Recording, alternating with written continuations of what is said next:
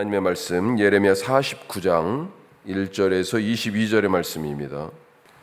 열국에 대한 심판이 쭉 이어지고 있는데 애굽 그리고 블레셋 그리고 모압 그리고 오늘 이 49장에서는 암몬 에돔에 이어집니다.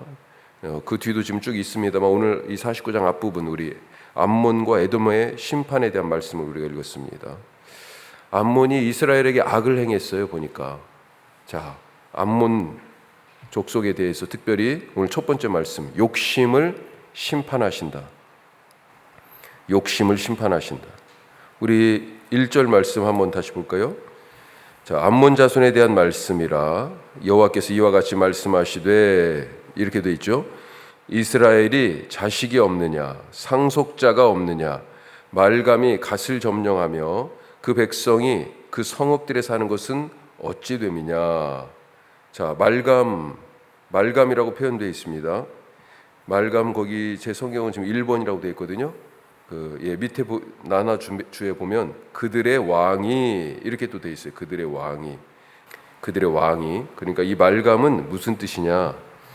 말감이 갓을 점령했다 이렇게 되어 있는데 말감은 멜렉이라는 단어가 왕이에요. 멜렉이 그러니까 멜렉에서 온 거 아니냐 이 나나주를 봐도 그렇게 생각할 수 있는데 뒤에 말감의 제사장이라는 표현이 또 나옵니다. 이건 무슨 말이냐면 이 암몬 족속이 섬기던 신 이름이 뭐냐면 몰렉이에요. 몰렉 다 비슷하죠. 미음 리을 히브리 단어는 자음으로만 써 있고 모음이 없어요. 그러니까 미음 리을로 원래 돼 있는 건데 그걸 사람들이 읽을 때 말감이라고 지금 읽기도 하고 멜렉이라고 읽기도 하고 몰렉이라고도 읽을 수 있다라고 하는 것입니다. 또 밀곰이라고도 불렀어요.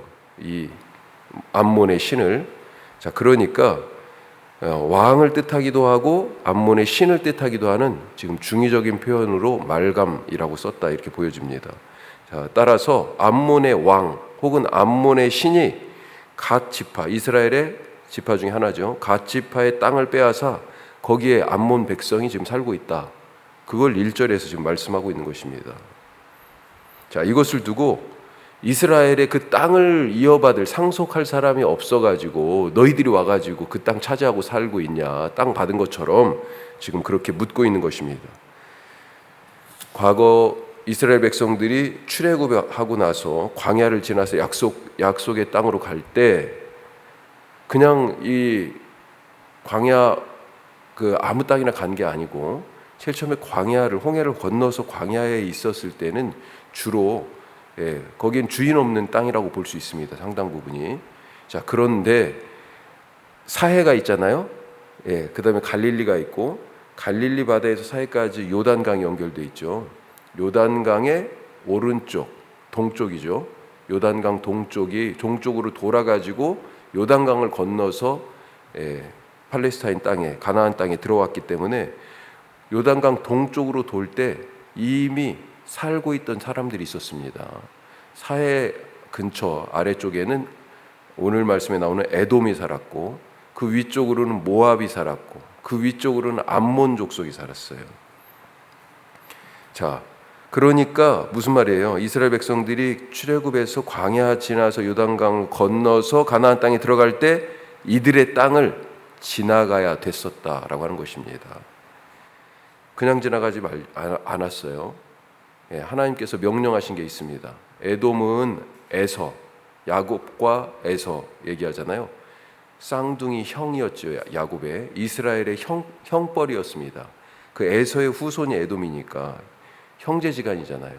그리고 모압과 암몬은 아브라함의 조카 롯의 후손이에요. 자, 그래서 다 친족 관계이기 때문에 조상들이 이들과는 전쟁하지 말고 그 땅을 통과하기만 하라라고 하나님이 말씀하셨죠.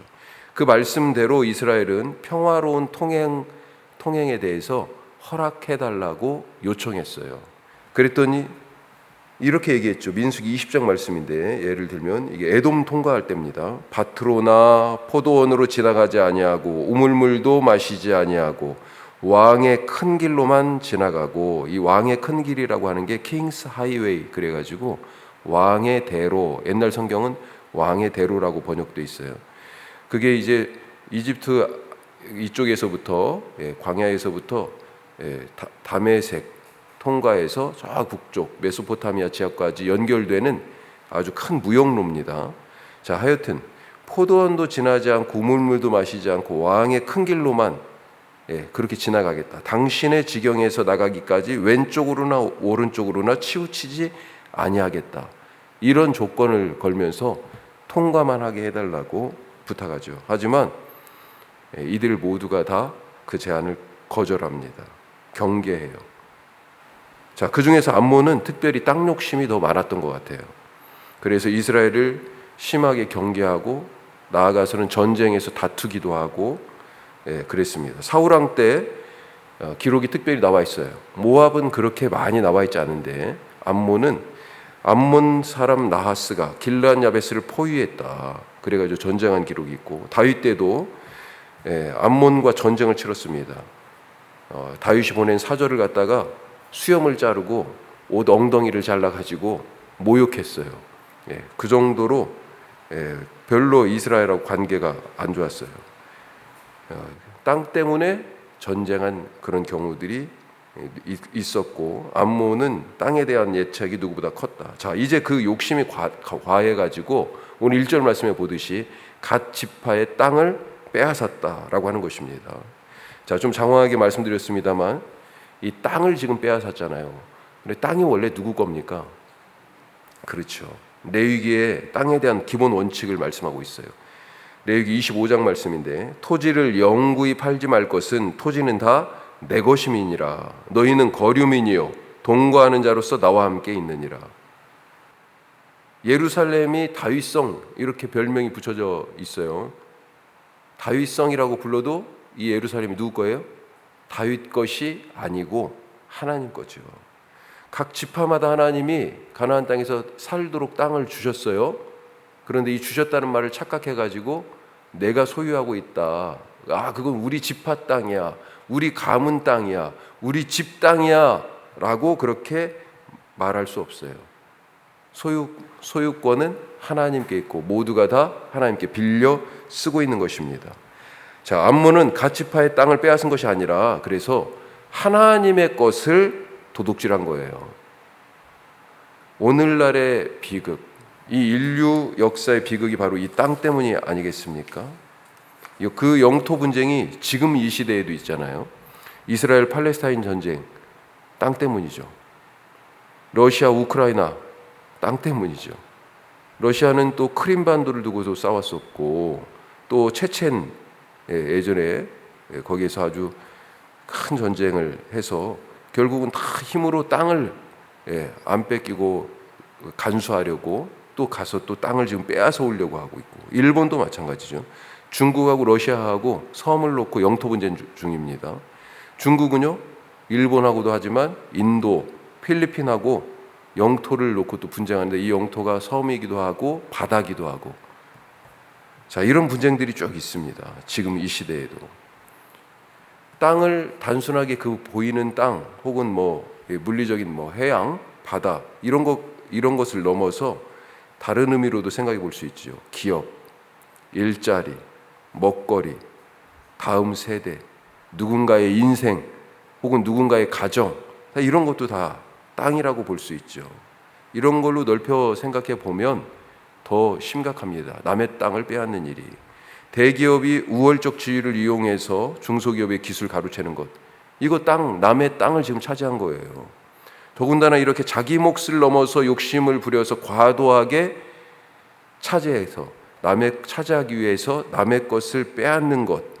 이런 것을 두고 요즘 세상 뭐라고 얘기해요? 실력 있다. 그렇게 얘기하죠. 성공했다. 그렇게 칭찬하는 것이 요즘 세대입니다. 하나님이 주신 몫을 넘어서 남의 것을 욕심부려서 빼앗은 그 암몬을 하나님이 심판하신 것처럼 하나님은 탐욕으로 가득한 이 세대를 심판하십니다. 암몬은 자기들이 살 땅이 있었어요. 하나님이 주신 거잖아요. 그래서 지나갈 때 그 땅을 빼앗아라라고 얘기한 게 아니에요. 조용히 너희는 통과만 해라 이스라엘에게. 자기 몫이 있었는데 그것을 넘어서 남의 것에 욕심을 내고 지금 갓지파의 땅을 빼앗은 것, 하나님의 것을 도둑질한 것이다. 이 탐욕으로 가득한 이들을 하나님이 지금 심판하시는데, 지금 이 시대가 바로 이 탐욕의 시대다. 하나님이 이 욕심을 심판하신다 하는 것입니다. 자, 두 번째로 이어지는 말씀이 에돔에 대한 심판이죠. 자, 에돔에 대한 심판, 특별히 교만을 심판하신다. 교만. 7절 말씀부터 에돔에 대한 말씀인데요, 13절까지는 이 심판이 얼마나 철저하게 진행되고 있는지 심판 자체에 대해서 말씀하고 있습니다. 자, 절절히 이렇게 말씀을 풀어드리지는 못하고, 자, 그런데 14절부터는 왜 에돔이 심판받는지 그 이유가 나오고 있어요. 그리고 그 이유로 중요하게 대두되는 게 교만입니다. 교만. 자, 우리 16절 말씀 같이 다시 한번 읽어볼까요? 16절.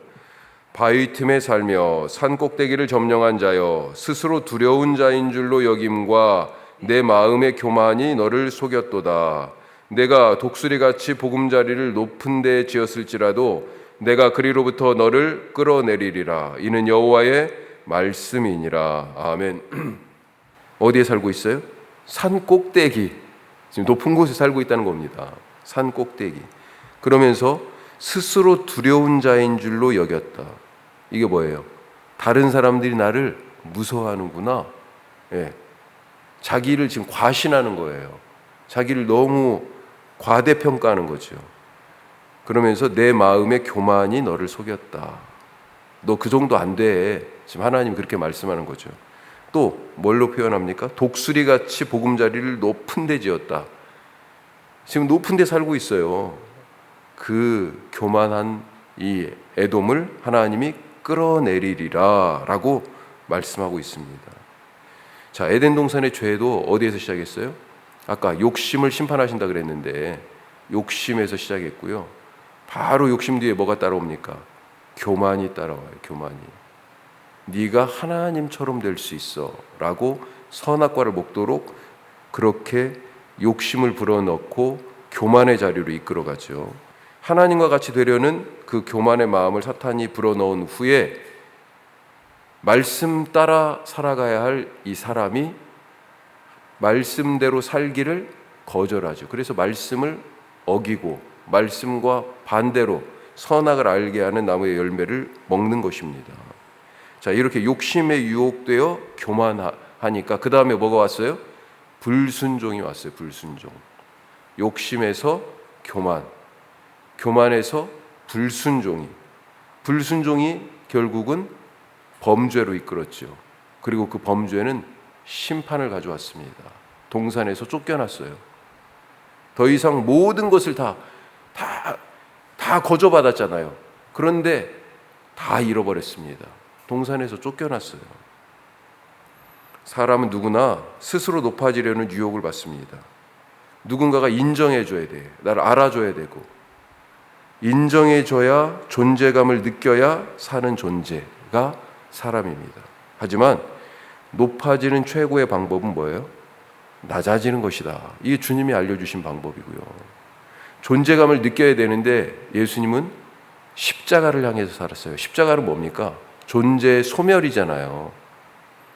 세상과 다른 방법으로 살 것을 우리에게 말씀하고 계십니다. 무엇보다도 주님을 높이며 나를 낮출 때 주님께서 나를 높여주시고, 다른 사람을 높이며 나는 없다 생각할 때, 나는 성질 없다, 나는 생각도 없다, 나는 할 말도 없다 이렇게 생각할 때, 그때 나 대신 하나님이 말씀해 주시고, 나 대신 하나님이 높여주시고, 나 대신 하나님께서 내가 애쓰는 것 이상으로 하나님께서 내게 복을 주신다라고 하는 것입니다. 하늘 보좌 그 높은 자리에서 스스로 내려와 이 낮은 땅에 오신 예수님처럼 오늘도 살아가는 겸손의 하루 되실 수 있기를 주님의 이름으로 축복합니다. 기도하겠습니다. 오늘 말씀 우리 두 가지 말씀 특별히 나눴습니다. 암몬에 대한 심판의 말씀 통해서는 욕심을 심판하신다 하나님 말씀하셨고, 에돔에 대한 심판의 말씀을 통해서는 교만을 심판하신다. 우리는 어떻습니까?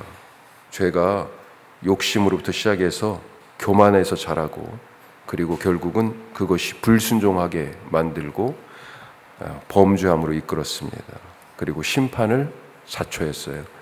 우리 그런 삶이 아니라 욕심 내려놓고 교만의 자리에서 내려와서 누군가 나를 인정해 주지 않아도, 누군가 나를 바라봐 주지 않아도, 내 존재감이 거기에서 없어도 그래도 나는 십자가를 향하여 살아가는 사람이고, 예수님이 말씀하신 것처럼 하늘 보좌 버리고 낮은 곳에 오신 예수님처럼 그렇게 겸손한 삶을 지향하는 그리스도의 제자다라고 하는 것을 잊지 말고 오늘도 주님 닮은 삶을 살게 없어서 기도하시고요.